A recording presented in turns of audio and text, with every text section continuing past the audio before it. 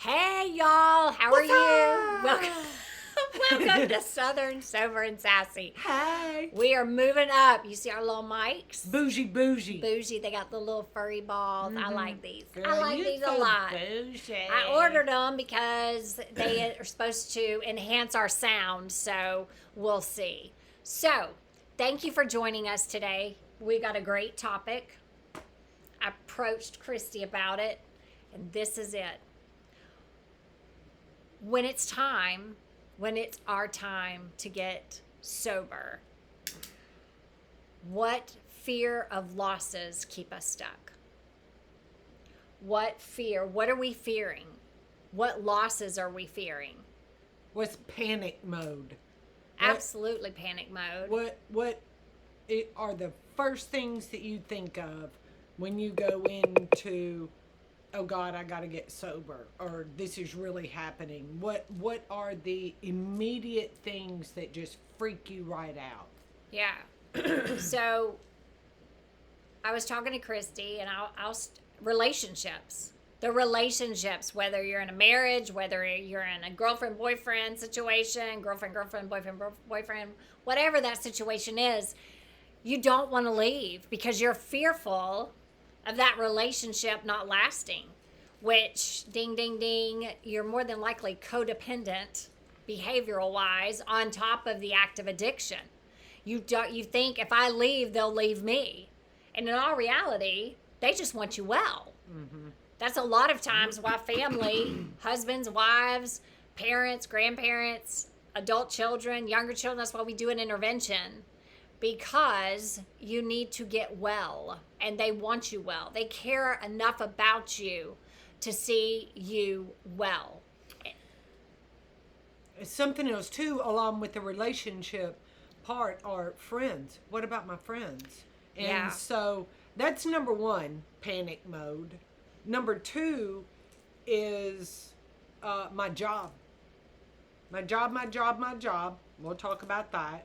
Number three is ego. The so-called embarrassment of it. And we'll break that down. So there are a lot of things that send us into panic mode whenever we start to get sober at first. I mean, when Amy brought up this topic, my brain just went, and I immediately said, dude, we're going to have to dwindle this down to the top three because there are so many things that go through our brain, okay? And some of them are legit and some of them aren't. Some of them do not matter. But that is where a sponsor or a sober companion or someone like Amy and I come in and say, okay, let's talk about what's real and what's not. Because when you get sober, it's like an explosion of the old life and the new life. Old behavior, new behavior. Old thinking, new thinking. Old relationships, new relationships. It's just this train wreck. And so the train wreck has stopped. Yay. And now that you're off the train, that train wreck is still in your mind. So Amy and I are going to help simplify and get rid of what we don't need to think about and what we do need to think about and the solution to those problems. So number one is relationships and friends. I'm going to talk a little bit about the friend thing, and then I'll hand the relationship part over to Amy because she's better at relationships than I am. Well, I don't know about that. But She's better than talking about relationships than I am because I'm much more blunt than she is. But I've gotten better. Anyway, here's the main thing about friends. A very wise woman said to me when I first started to get sober, I kept saying, what about my friends? What about blah, blah, blah, blah. Because I had about 10 or 15 friends that I had partied with for almost 20 years. She said, Kristy, how about this? She said, you go work the 12 steps of Alcoholics Anonymous, and then whoever is left over and still your friend at the end of those 12 steps is your true friend. And I was like, oh, okay. Well, at the end of the 12 steps, I had one left. I had one true friend left. I had a boyfriend that he was still kind of around, but I kept relapsing whenever I was with him. It wasn't him, it was me, because I could not be with someone sober. I had never been with anyone sober. So it wasn't his fault, it was mine. Okay, so that left with, let's say, 12 people that I thought were my friends. Here's the bottom line: they were not my friends. I used them and they used me. I used her for her party pad, beach house or lake house that she had. She had the boat, she had the place. I used him for the cocaine, I used him for the alcohol, I used him for the drugs, I used her for transportation, blah blah blah. Okay, and they used me for, I would always bring the alcohol. So they were using me and I was using them. At the end of those 12 steps, I was a new woman. I was a new woman, and they kept partying, and they supported me from a distance. Look, they wanted me sober too. That, like, they had washed their hands of me. They were like, she's too wild. I'm tired of picking her up on a 3-day blackout and tired of dealing with all that. So anyway, I have true, genuine friends now that want to truly see me win in the program of recovery now. So they are genuine and they are sincere. So my definition of a friend changed. Yeah. Anyway, so there's my take on the friendship part, and I'll turn the rest of it over to Amy. Yeah, so the relationships, even friendships, my situation was, I was invited to get sober by the federal government, and I couldn't decline the invitation. So people around me scattered like cockroaches. Okay, literally, nobody wanted to talk to me. I was the scarlet letter on me, stay away, because number one, they were scared I would rat their ass out. And I never did. That's, I didn't. I never ratted anybody out, but they were fearful because, oh my gosh, consequences are finally coming to someone who was abusing drugs. And so, yeah, I thought I lost everybody. And it's amazing. I will tell you this. I went away and reconnected, with my mom during that time. But there were a few friends that reached out to my mom and said, "Hey, we want to contact her." And they did. I have that were there that said, "We're here for you. We love you. We care about you." And we, therefore go I, by the grace of God. I mean, they could have been in that situation too. And I think too, when I came home, I was able to sit down with those who I cared about and make amends and say, "I'm sorry, I invited you to my house when there was lots of cocaine there. I'm sorry that I was driving while intoxicated or while high with you in the car." I had to own my part, just like you said. I had to own my part in that. And as far as relationships go, I'm Kristy. I don't win the medal for that either. But I will tell you this: I became a changed person, and what satisfied me while I was getting high and drinking all the time did not serve me when I got sober. It just no longer. I had standards. Dun, dun, dun. I know. But I think that, well, I don't think I know this. The longer I stay sober, the more that I respect myself and will not tolerate. I will not tolerate lying. I will not tolerate cheating. I will not tolerate emotional cheating. I will not tolerate abuse. And that's mental, emotional, any of those abuse. I will not tolerate that anymore. Lack of boundaries. I have boundaries. They're very thick boundaries. Good. You know, and even with family, I've had, you know, there's been some of my family that, you know, had a boundary with me for a long time, and I understood that and respected that. And now I have boundaries with other family members, you know, because I protect my peace at all cost. And just because, I will tell you this, just because someone works a program of recovery doesn't mean that they're healthy and you're healthy for them. And what I mean by that is, you know, there have been, and I'm going to call a spade a spade. So the program of recovery, there are good people and bad people in that too. We're all trying to get sober. Yeah. And I have found some amazing women that we call our sober sisters, our vibe tribe, that we've found together, and I'm grateful for that. But what recovery has given me is a gut and an intuition. Yep. And that's what I'm grateful for, because I'm very picky and choosy on who I spend my time with. That's good. You know, something that comes to mind also are children. Here's the thing about my kids. My kids were my greatest cheerleaders.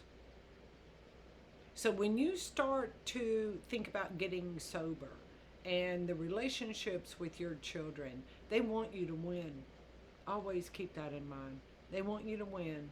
They want you to be healthy, okay? They want you to be healthy. They're your greatest cheerleaders.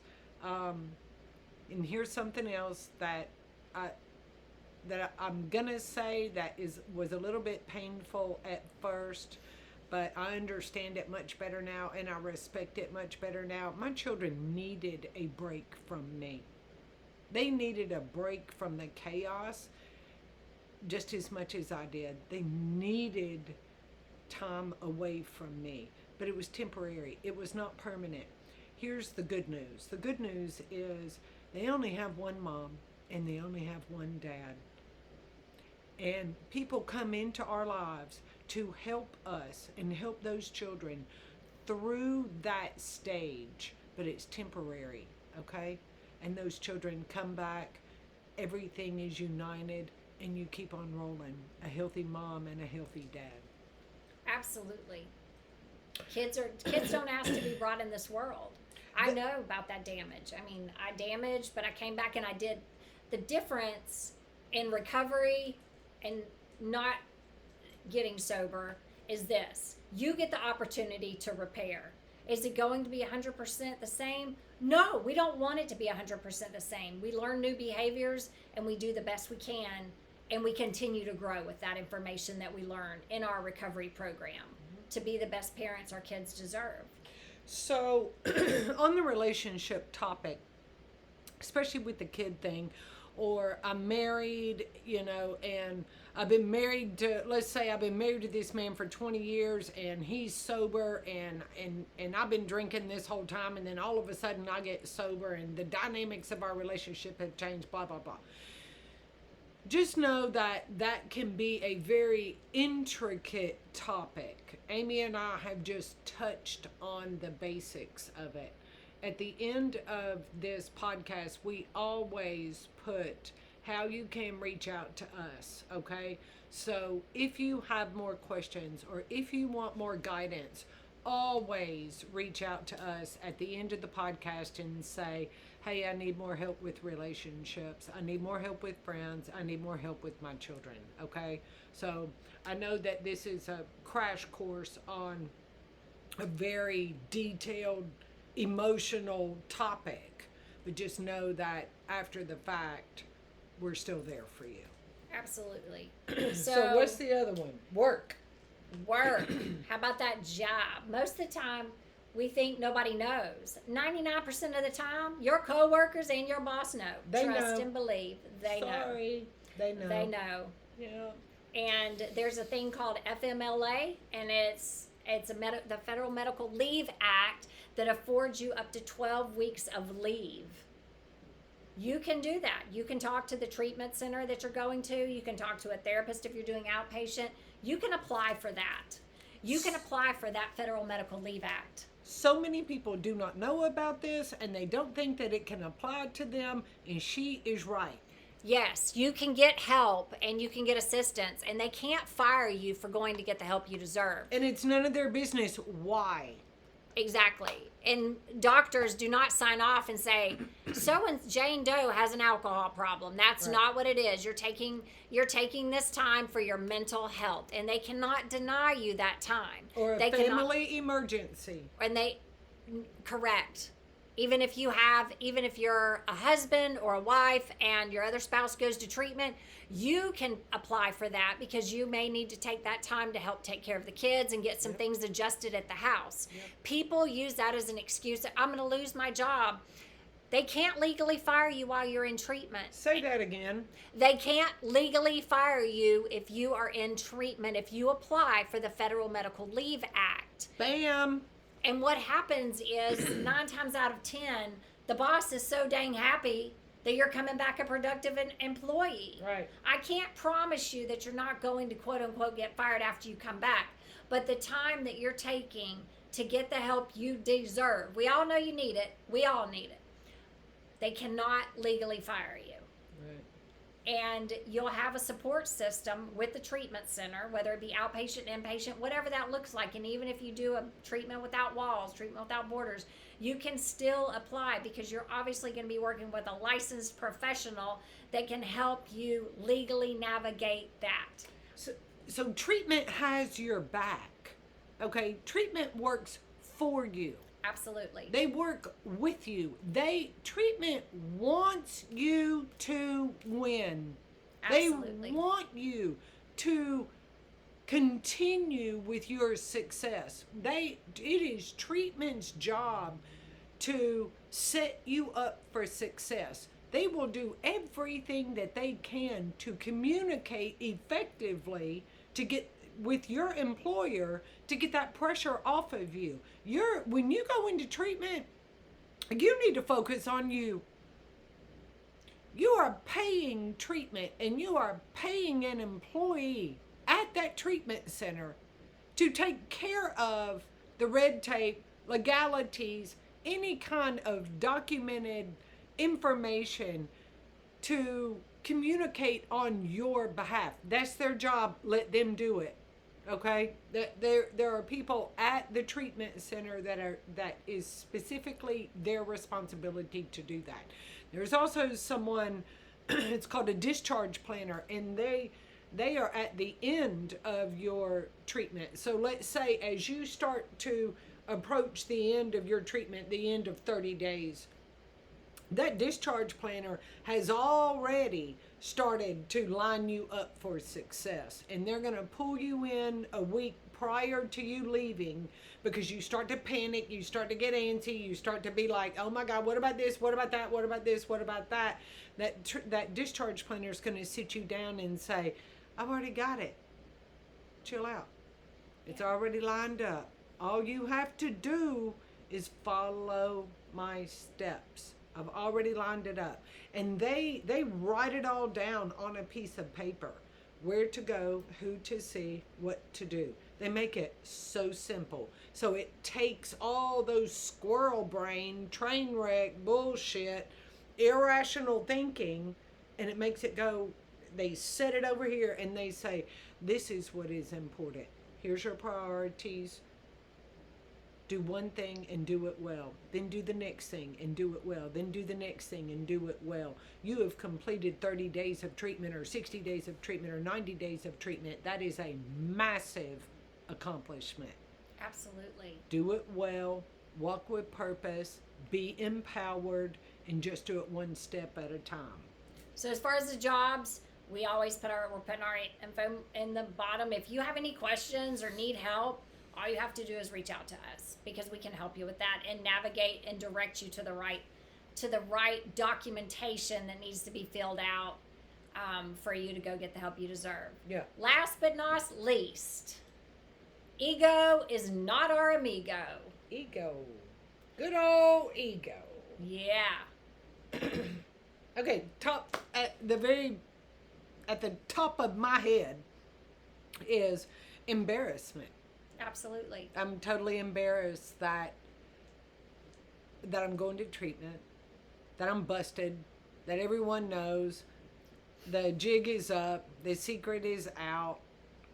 Everyone has talked about the elephant in the room. The elephant in the room has now been exposed, talked about, picked apart, and we're not willing to live like this anymore. The embarrassment for me was overwhelming. However, I was extremely stubborn and rebellious, and I would not lay down and say that I needed help. It had to be pushed upon me through an intervention. Don't be like me. You don't have to. You don't have to get to that stage, okay? If you need help, freaking reach out to us. Anonymously reach out to us and say, I need help. That sentence right there is so simple. Just type it and send it and click send. You don't have to say it to other people that you know. You can say it to us, and we'll start to move you forward into the solution. You'll either lay down or you'll be laid down. You'll either be humble or you will be humiliated. I've had both. Don't be like me. Just go on and say, you know what? I'm not going to beat the game. I do need help. It takes what it takes, what it takes. So there's my take on it. And our ego, again, of course, is not our amigo, but it's edging God out. And, you know, usually 9 times out of 10, what it takes is people that love us around us and surround us have told us, listen, either you get the help or we're leaving. Yep. And that right there, when someone says, here it is, I love you, care about you, but if you don't go get the help that we know you need and deserve, then I'm gone. A lot of times that will actually make a crack in that ego. Yep. Not a big crack, okay? Because the egos is very, very huge, especially in active addiction and alcoholism. But that crack has been made.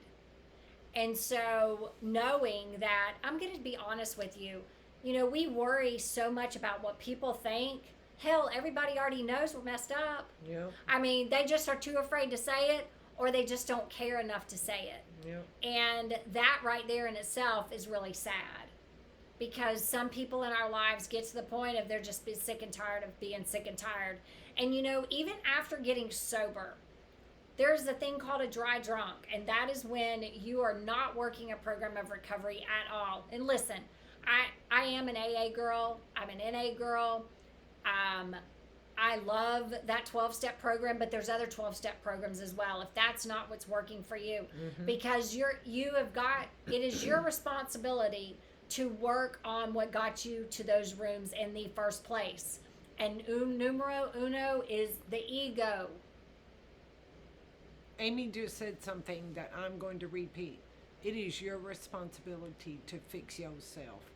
Look, your family loves you. Your co-workers love you. Amy and I love you. You got all kinds of people that love you, okay?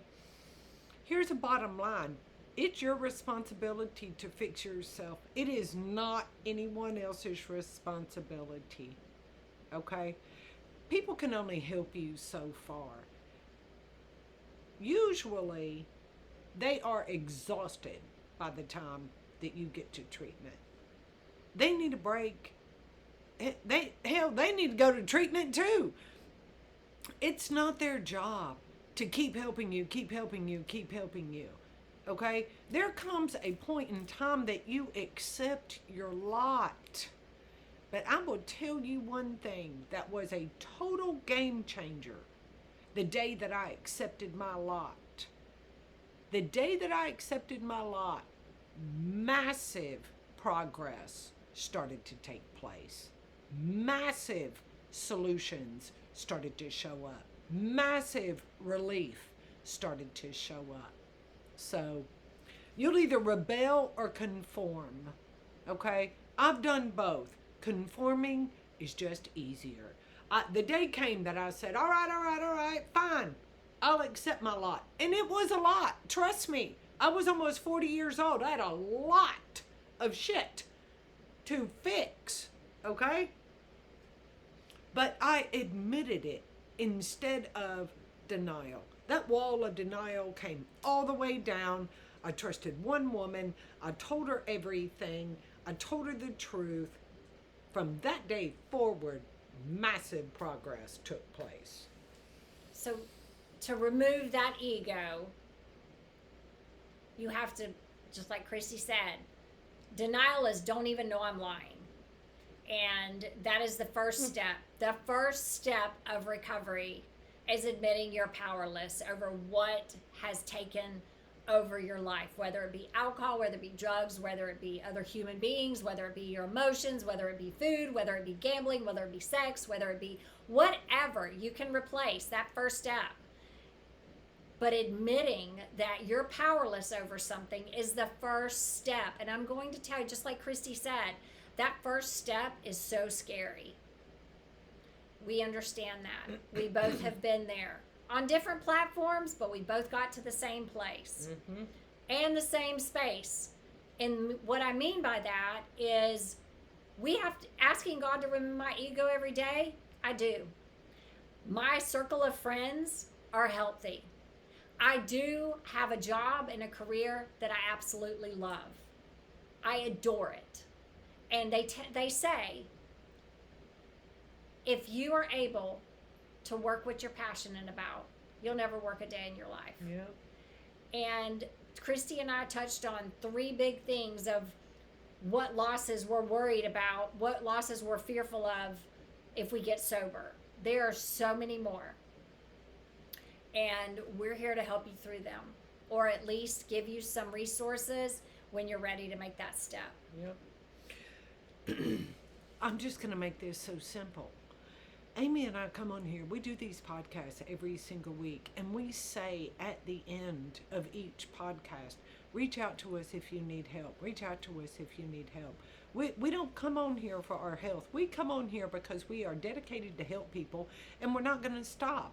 Period. So if you don't accept our help, go share our information with somebody that will.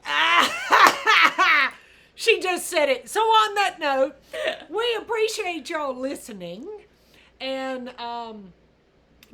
reach out if you want help. Reach out if you don't want help, or reach out for someone that does. Just know that if you're not ready, that we're still going to keep showing up, and the day will eventually come that you surrender, and we'll still be here when that happens. So, yeah. Whether you surrender going quietly or whether you surrender going loudly. Yep. But we're here to help you with the quiet surrender. We're here to help you with the loud surrender too. So, but from experiences we've shared and had lots of people share with us and share with you, that surrender. It's sweet, man. It is so sweet. And it is just such a beautiful, powerful moment of love. So don't fear the surrender. Don't fear your losses. Cut the losses, honey. Yeah. You got a brand, as someone in our rooms always says, you got a chance to have a brand new life today. You do. And don't knock it till you try it. All right. We love y'all. Love ya. See ya. Bye.